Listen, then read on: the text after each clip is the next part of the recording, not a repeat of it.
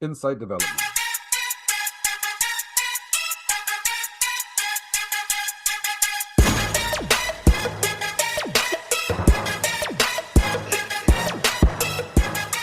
All right.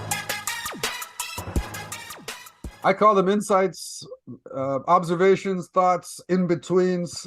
I'm interested in the stuff happening in between other thoughts. The Okay. first insight is called owning it. And I chose this one deliberately because I know it's kind of up your alley. It's in your wheelhouse of things to talk about. But basically, it's about facing adversity.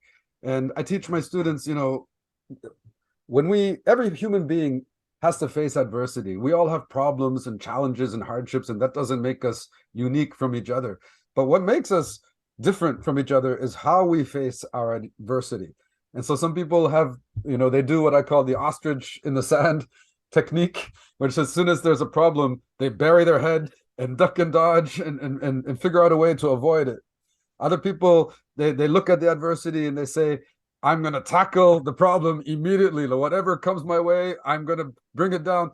Other people say, I'm going to tackle the problem, but tomorrow. Right now, I'm just going to finish my lunch, take it easy, binge watch some TV, and tomorrow I'm going to tackle that problem.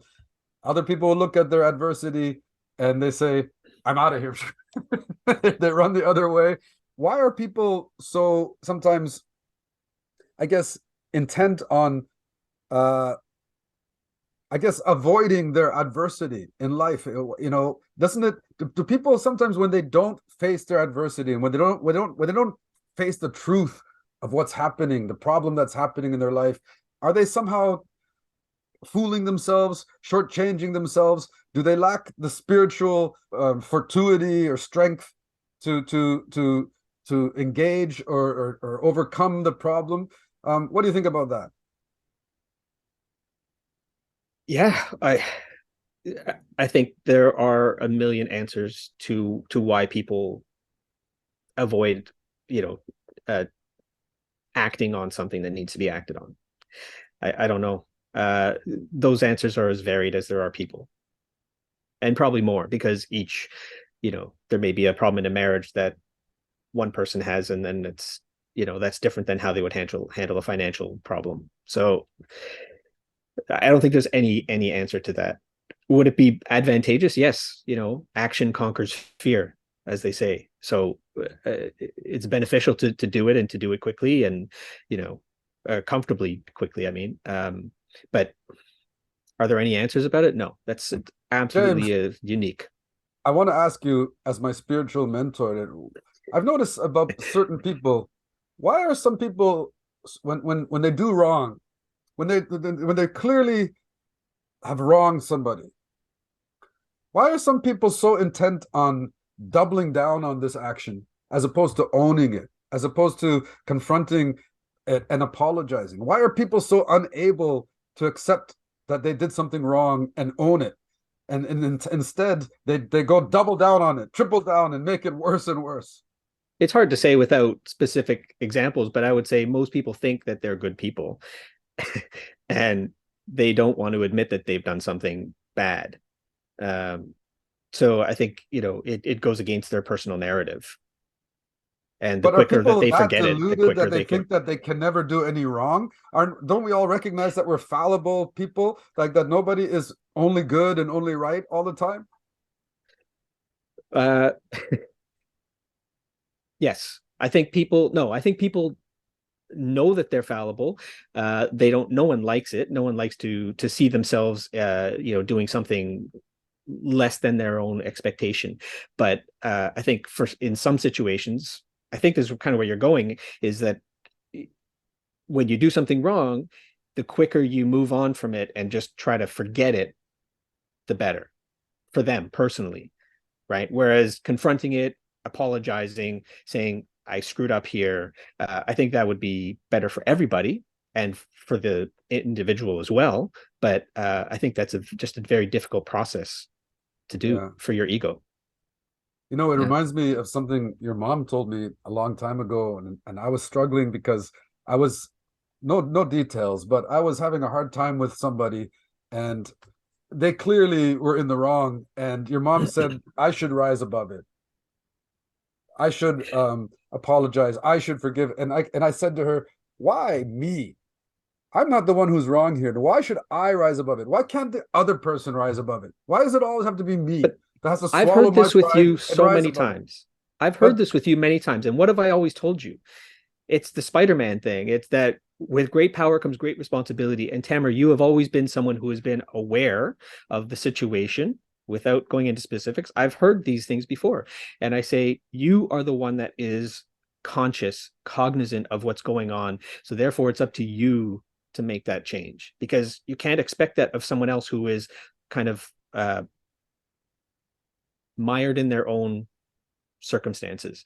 I think you have been a little more aware of the macro, and when someone is focused on the micro, I think it's much harder for them, and it's right. so And it's that's incumbent on you. basically If you want to change the situation, it's up to you because you are aware of the situation. like be the change you want to see. But Kind that's of, what yeah, your mom, another thing your mom said was don't begrudge it because you're blessed to be able to rise above it. Not everybody is able to do that.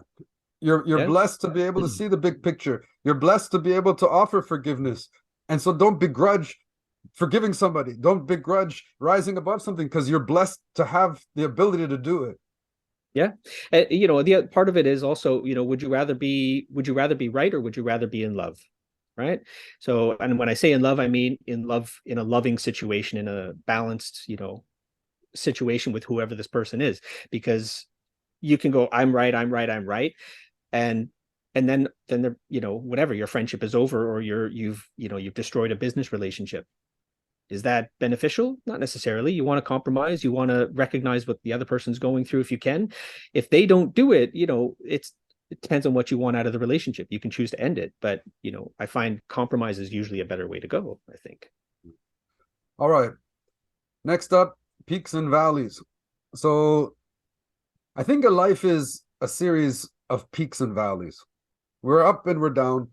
And I think a lot of people they freak out when they hit their valley. And a lot of people think that when they're in their valley, that that's kind of who they are and that's their identity. And but I think what you need to remember when you're down is the only thing you should be doing when you're down is trying to get back up.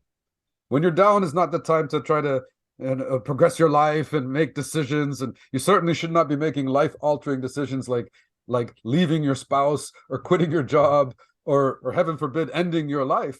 The only thing you should be focused on when you're in your valley is getting back to the peak. And when you're at that peak, that's not the time to sit on the couch and binge watch television. That's the time to move your life forward, make those great choices and decisions, and kind of activate your life. What do you think? Uh, no, well, not necessarily. I think again, it's an individual thing. There's an author that I like named Haruki Murakami, and in a couple of his books, at least, he's a bit of a strange writer, and there's times where characters end up in a pit, let's say, just a pit that's kind of he'd never seen it in his neighborhood before, but for some reason something is calling him to go into that pit, and you just stay in the pit, and that's your valley, and sometimes you just need to sit there, and there's no apparent benefit of it, but it's just to be in the darkness for a while and maybe get comfortable with it, and then you reemerge.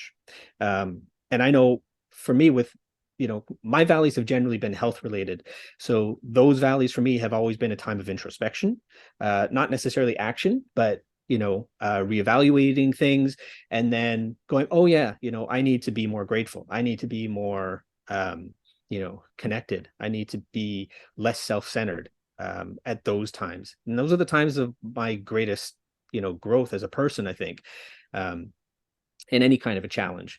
Uh, and and because those are when we learn about ourselves, really, right? I don't want to just know you at your peak, right? I want to see who you are when you're Although down. they do And say that nobody wants you when you're down, I find that to be true, and I find that people enjoy your company. They want to be around you. They're full of support when you're at your peak.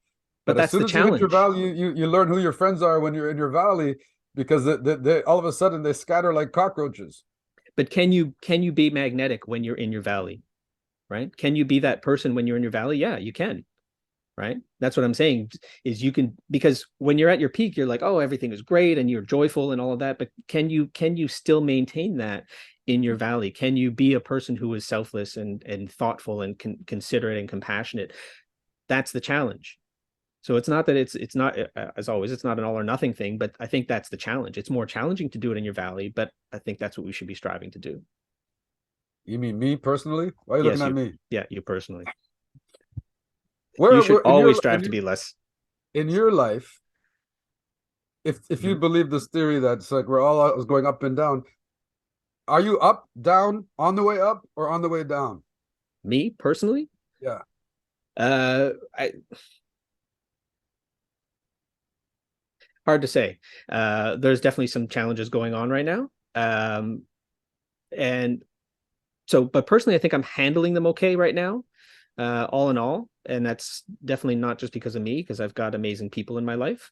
Um, so I would say externally things are challenging. Internally, I mean, it's can be tough, but I think I'm handling it okay personally.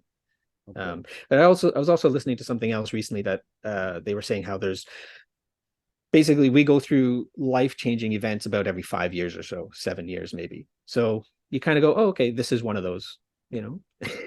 You recognize where you are at, and then you go, okay, this is how I'm gonna have to deal with this for a little while. And then, after that, we'll see what happens. Then there's gonna be maybe a plateau or another peak. So it's coming. Well, I gotta say, before we move on from this segment, I really am a huge admirer of your life skills, and because you have something so special and that I know I lack or I don't have it as refined as you. But that's why I consider you my spiritual mentor. I mean, you keep me grounded, you keep me sane, you keep me everything in perspective, and so I really appreciate our friendship over the years because you've given me so much to work on and think about and to help improve me as a man. You're bringing me to tears, Tamer. Oh, Um, no, you really are. Thank you. Um, I've been really fortunate in my life that my relationships in like all my relationships, my family, my friends, and my wife, they've all been fantastic. My challenges have been generally personal, like with my own physical health. So I can't take a lot of credit for it. Like my brother is just this incredible human being, and most firstborns get jealous of their baby kid, the baby sibling. It's like I've just been really fortunate. And regarding you specifically, you've just been a friend that, because I've pulled back a lot with things going on lately, and you've always maintained contact, and so I really appreciate it. Uh, I oh don't know what to no, say, hey, but thank you. Wakanda forever. Okay, let's move on.